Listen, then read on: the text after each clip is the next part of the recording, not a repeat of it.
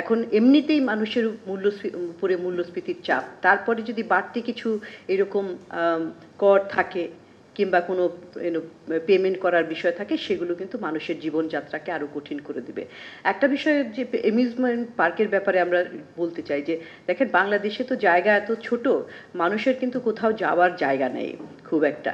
তো সেখানে সাধারণ লোকেরা যায়, তাদের অনেক সময় পরিবার পরিজন নিয়ে, সেখানেও যদি একটা এরকম অর্থ ফি দিতে হয়, বাড়াতে হয় সেগুলো, এটা এতদিন সম্ভবত এটা ফ্রি ছিল, তো সেটা কিন্তু আসলে এইটা এই সময় না, সব প্রত্যেকটারই সময় আছে, হ্যাঁ উন্নত দেশে কিন্তু হয় সেটা, কিন্তু আমাদের দেশে এই সময়ে এটা কিন্তু আমার কাছে মনে হয়, আমাদের কাছে মনে হয়েছে যে এটা সঠিক সময় না, এবং এখন না করা যত উপযুক্ত, না করাই এটা বাঞ্ছনীয়।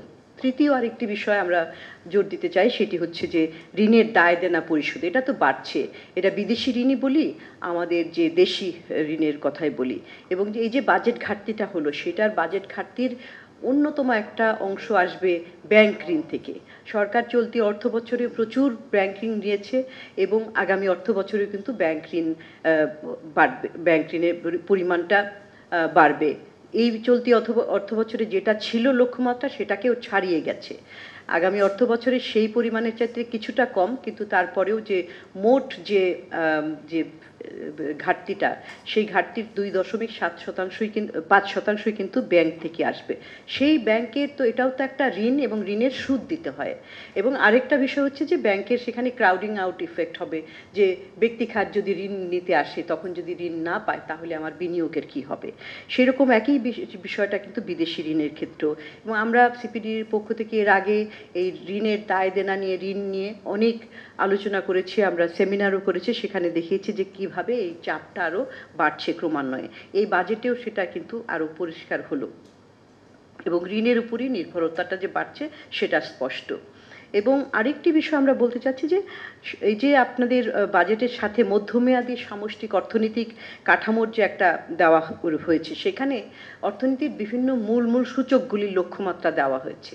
সেই সূচকগুলির দিকে যদি তাকান, সেই সূচকগুলি কি আসলে বাস্তবসম্মত?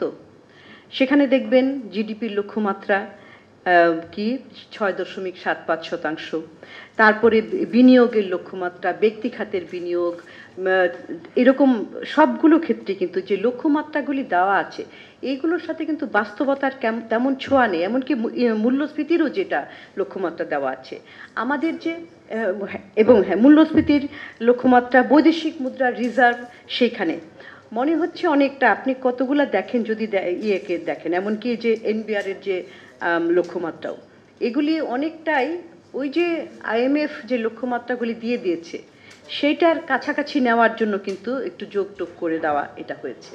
এখানে কোনো যৌক্তিক চিন্তা ভাবনা করা হয়েছে কিনা আমাদের কাছে সন্দেহ আছে। আপনি দেখবেন কিছু কিছুতে এক্স্যাক্টলি মিলে যায়। আইএমএফ বলেছে 0.5% হারে বাড়াতে হবে আপনার এই যে রাজস্ব আয় ইত্যাদি, কিংবা এই ফরেন এক্সচেঞ্জ রিজার্ভ। জিডিপির কথাটা দিয়ে যদি শুরু করি, এই বছরে 2024 অর্থ বছরের পরের কোয়ার্টারে যে সর্বশেষ যে তথ্যটা এসেছে, তখন দেখা যাচ্ছে যে জিডিপি 5.82%, সেটা কিন্তু ওই অর্থ বছরের শুরুতে বাজেটে 7.5% বলা হয়েছিল, কিন্তু আসলে 5.82%। আইএমএফ, ওয়ার্ল্ড ব্যাংক তারা কিন্তু আরও কম করেছে, 5.6 একজন করেছে, 5.7 করেছে।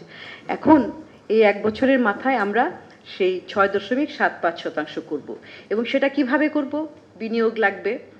বিনিয়োগ কিন্তু গত কয়েক বছর থেকে 2020 থেকে 24 পর্যন্ত টোটাল বিনিয়োগ কিন্তু কমে এসেছে। গ্রস ইনভেস্টমেন্ট যদি দেখি 0.33% পয়েন্ট কমেছে।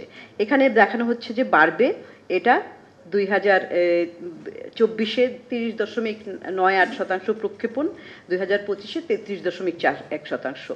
এবং আরেকটা সবচেয়ে গুরুত্বপূর্ণ হচ্ছে যে ব্যক্তি খাতের বিনিয়োগ 2024-এ কিন্তু কমে গিয়েছে 23.51%, এটা আগামী বছর 27.34%।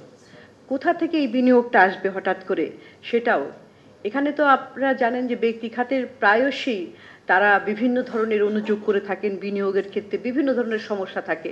একটা তো তারা বেশিরভাগই বলে থাকেন যে সুদের হার, কিন্তু আমরা মনে করি সুদের হার ছাড়াও অন্যান্য অনেক প্রতিবন্ধকতা আছে যেগুলো কিনা ব্যক্তি খাতের বিনিয়োগকে বাধাগ্রস্ত করছে। তো এটা কোথা থেকে আসবে সেটাও কিন্তু বোধগম্য না। আপনার ফরেন এক্সচেঞ্জ রিজার্ভ 32 বিলিয়ন, এটা হ্যাঁ এখন 20 বিলিয়নের মতো রয়েছে। তো এক বছরের মধ্যে এটা বাড়বে। বিভিন্ন ধরনের পদক্ষেপ নিয়েছে কেন্দ্রীয় ব্যাংক, সুদের হার বাড়িয়েছে, তাছাড়া আপনার এই যে ফরেন এক্সচেঞ্জ যে টাকার এবং ডলারের বিনিময় হার, এটাকে ক্রলিং পেগের মাধ্যমে বাড়িয়েছে। তো সেটার তো সুফলও আসতে এখনো পর্যন্ত দেখা যাচ্ছে না। সুফল আসতে তো আরও অনেক সময় লাগবে।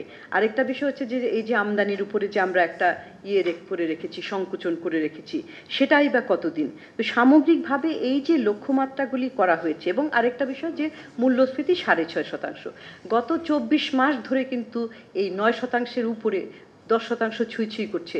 এখন আমরা এই এক বছরের মধ্যে 6.5% মূল্যস্ফীতি কমিয়ে আনবো কিভাবে, সেটাও কিন্তু একটা চ্যালেঞ্জিং বিষয়।